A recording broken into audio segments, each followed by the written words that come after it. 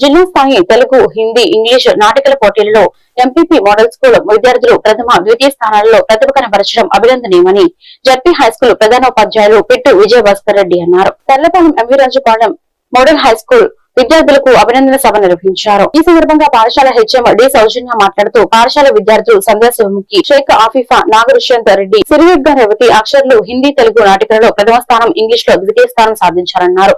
విద్యార్థులకు మెమంటో బహుమతులు అందజేసి అభినందించారు.